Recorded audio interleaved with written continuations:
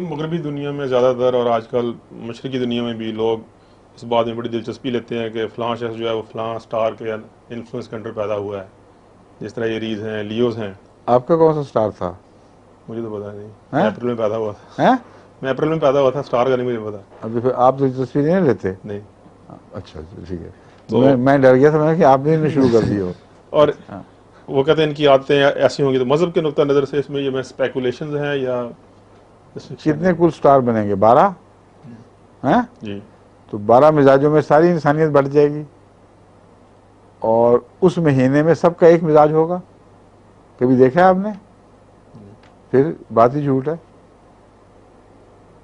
اور پھر ایک وقت میں ہو سکتا ہے ایک مہینے میں 1 کروڑ آدمی پیدا ہو، اور چونکہ وہ اس مہینے میں پیدا ہوا ہے، اس 1 کروڑ آدمی کی زندگی اور موت کے حالات اس کی وجہ سے کوئی نجومی معلوم کر لے. یہ ہو ہی نہیں سکتا. ان کے یکساں ہوں گے تو ایک اس حقیقت کو تسلیم کیا جائے گا. 1 کروڑ آدمی کی زندگی اور موت اگر اس سے وابستہ ہے تو سب کو اکٹھے مرنا چاہیے، سب کو اکٹھے ایکسیڈنٹس میں مبتلا ہونا چاہیے، سب کے اوپر اکٹھے خوشحالی کے وقت آنے چاہیے، بدحالی کے وقت آنے چاہیے. سٹارز تو وہی ہیں. ایسی بیہودہ فرضی کہانیاں ہیں کہ ان میں کوئی اشارتاً بھی دور کی بھی سچائی نہیں ہے. ہاں، اثرات کے لحاظ سے عام مزاجی اثرات ہر چیز کے پڑ رہے ہیں. قرآن کریم سے ثابت ہے ساری کائنات انسان کے اوپر اثر انداز ہے، اور انسان اس کا خلاصہ ہے، لیکن اثر انداز ہے خدمت کے اعتبار سے. مسخر کر لیا خدا تعالیٰ نے جو چیز بھی آسمان اور زمین میں اور جو ان کے درمیان ہے، ہر چیز. تو انسانی مزاج کو ڈھالنے میں، اس کو تشکیل دینے میں یہ اتنے وسیع اثرات ہیں کہ ان میں سے جو دور کے بعض اثرات کو معین کر کے نکالنا کہ یہ اس کا اثر ہے، یہ ویسے ہی ممکن نہیں. اثرات تو ہیں، لیکن جب اربوں ارب اثرات پڑ رہے ہیں، ان میں سے ایک یہ اثر ہے جو دور کا ہے.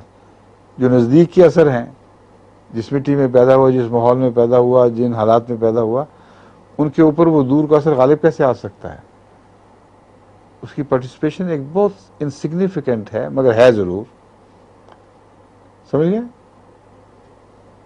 اس لیے اس پہلو سے میں انکار نہیں کرتا، لیکن یہ کہ اس سے ذائچہ بن جائے اور انسان پڑھ لے، بالکل جھوٹ ہے.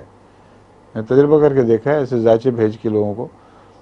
مجھے بھی ایک صاحب کے خط ملنے شروع ہوئے تھے ربوہ میں کہ آپ ایک ایسا نجومی، ایسی نجومی ہے. نجومی کہتے ہیں مطلب ہے کہ وہ ذائچے پڑھنے والی اور اس قسم کی، جس کے اوپر جس کا امریکہ کا پریزیڈنٹ بھی قائل ہے، اور وہ بھی اس سے اپنے حالات معلوم کرتا رہتا ہے. تو وہ نجومی عورت کسی ان کے دوست کے حوالے سے ان کی بھی واقف تھی، اور تیار تھی ہر قسم کی خدمت کے لیے بغیر پیسے کے. تو انہوں نے اصرار کیا کہ میں اپنا ذائچہ ان کو بھیجوں، تاریخ حوالہ شوالہ سب کچھ. تو میں نے ان سے کہا کہ میں اکیلا اپنا نہیں بھیجوں گا، میں 2 اور آدمیوں کے بھی بھیجوں گا، اور جو بھی اس سے آپ نے لینا ہے اس ذائچے کے مطابق اندازہ، وہ تینوں کا دے تو پھر میں مانوں گا، ورنہ نہیں، ورنہ کوشش ہی نہ کریں. ان میں سے ایک تو میں نے اپنا بھیجا، اور ایک میر داؤد احمد صاحب مرحوم کا، اور ایک مرزا خلیل احمد صاحب مرحوم کا، دونوں فوت شدہ، جن کے حالات میں جانتا تھا. وہ جواب پڑھنے والا، سننے والا ٹیپ میں کیسٹ ہو کے آیا تھا، وہ ہنس ہنس کے لوٹ پوٹ ہو گیا تھا کہ مرزا خلیل احمد صاحب کو سن 1993 میں یا 92 میں بہت خطرناک خطرہ درپیش ہے، اور وہ سال ان کے لیے بہت اچھا ہے، فلاں سال میں 93 مثال دی ہے. اور میر داؤد احمد صاحب کی زندگی کے متعلق بھی کب ان کو سفر نہیں کرنا چاہیے، بڑے غلط دن ہے وہ، فلاں دن ان کو احتیاط کرنی چاہیے، کسی سے جھگڑا نہ بول لے بیٹھے خام خواہ، ان کے لیے خطرناک ہو سکتا ہے. اب ساری باتیں وہ ہیں جو روزمرہ ہر انسان کی زندگی میں ہوتے رہتے ہیں.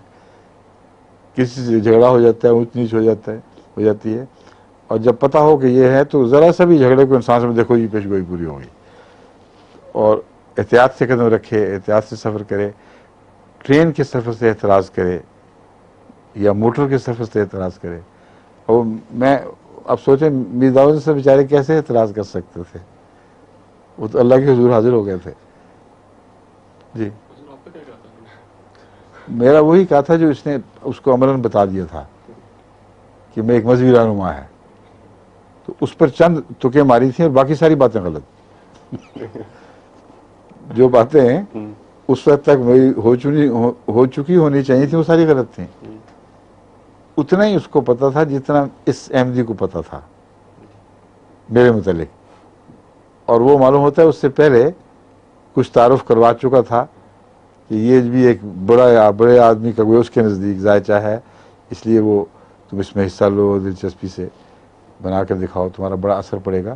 میرے ذہن میں یہ بات ہے کہ اس نے ایسی باتیں کی ہوں گی تبھی وہ بڑی متاثر تھی، اور اس کے جو میرے متعلق جو بیان کر رہی تھی اس سے لگتا تھا کہ اس کو یہ پتہ ہے کہ میں ایک مذہبی جماعت کا رہنما ہوں.